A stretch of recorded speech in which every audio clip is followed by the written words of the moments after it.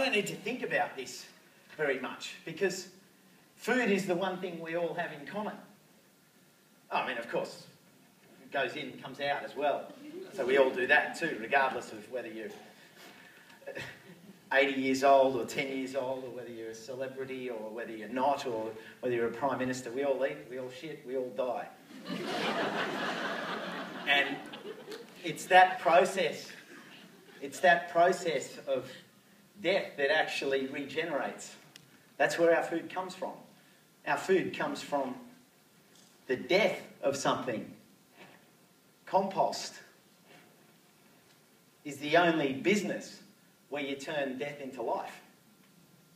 So if you think about that, we all have a very intimate need to be involved with compost. Because if we want to live, we have to turn death into life. There's constant death around us. I mean, yesterday I was working and think about it. I jammed a big rose thorn in there. And you think about all the way we live, the pace at which we live. You know, one rose thorn in there can prick that and technically kill me. Because we're exposed to a world that's constantly breaking down. There's death everywhere.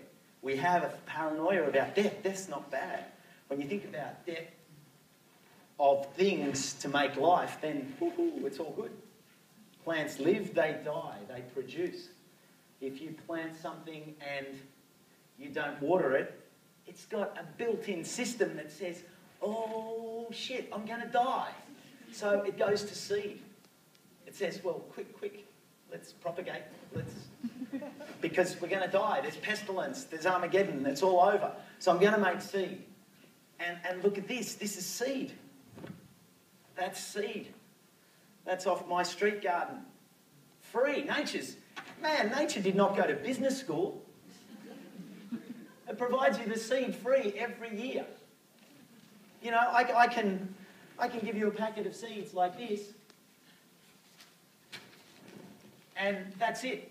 You can grow beans for yourself and your kids and your family and their kids and their kids and their kids forever. Because that's nature's deal. It says, have it. Go forth and propagate. And I mean, that's incredible. But that's food. And food we all need. Everything that everyone's been talking about today is food. The most intimate thing we do every day. And we open up to this dying world that's around us. We open ourselves up and we put it in. Forget sex. You know, they talk about that as intimate. Yeah, it's short. Like, you're not having sex 5 times a day, 6 times a day, maybe snacking a little quickie here and there. It's not happening. Food is the most intimate thing we do every single day. And regardless of how Adonis you may believe yourself to be, I'm sorry, I don't believe you. It's not more intimate than our food. So when you put it in that perspective, you then got to say to yourself, well, who am I doing it with? Who am I allowing to be intimate with me? 6, 7, 8 different partners a day with multiple players within that sort of car keys on the table sort of thing. There's a lot of partners. And how conscious are you of those partners? This is the question. Our food is the most important thing we do every day. What have you put in your mouth today, if I asked you? Think about it. Where did it come from? Who are the role models?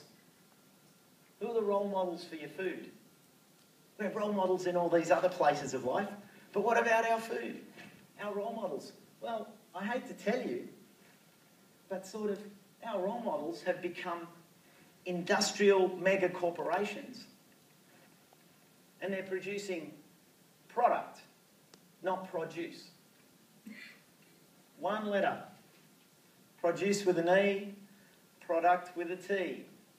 You take the E and replace it with a T, and the intimacy is gone. Intimate has been replaced with industrial. Farming has been replaced by agribusiness. There's no intimacy there. Yet this is the nurturing. This is the most important thing we do every day. We've handed it over. And this is the source of what I want to talk about today. But I'll give you a little example, and I saw it recently on the web, a cartoon. And you got two rows of carrots like this, and a couple of rabbits, and one rabbit's got one of the carrots, and he's holding it like this. He's talking to his buddy. Next to him is, I won't call them a farmer, I'll call them an industrial entrepreneur. And he's there, or she, in full suit, full spray suit, with a mask. And one rabbit says to the other one, "Do you have to wear that to eat them?" And I think that says it all. We've handed the most intimate thing we do every single day over to an industrial supply chain solution that's creating products and not produce. It's taken the life out of the product. It's taken living produce from this side of the world when it's in abundance, which is what nature does. Nature doesn't do things little. Nature goes, "You want carrots? You can have them. You want cucumbers? Have them." So this industrial supply chain situation, it says, okay, it's growing in abundance over here. We're going to take it from there, in season, and bring it over to here, where it's out of season. And yes, you fools, figuratively speaking, I'll be like, get the hell out of here. We fools, that's better. We fools buy it. But it's not living anymore. It's dead. And I say to kids when I talk to them, if you put something living in your body, what does it make you? Living. If you put something dead in your body, what does it make you? And I love it because the kids go, "Deader." And I think, yeah, that's so true. It makes us deader. Or at least it puts us on an alignment to deadness.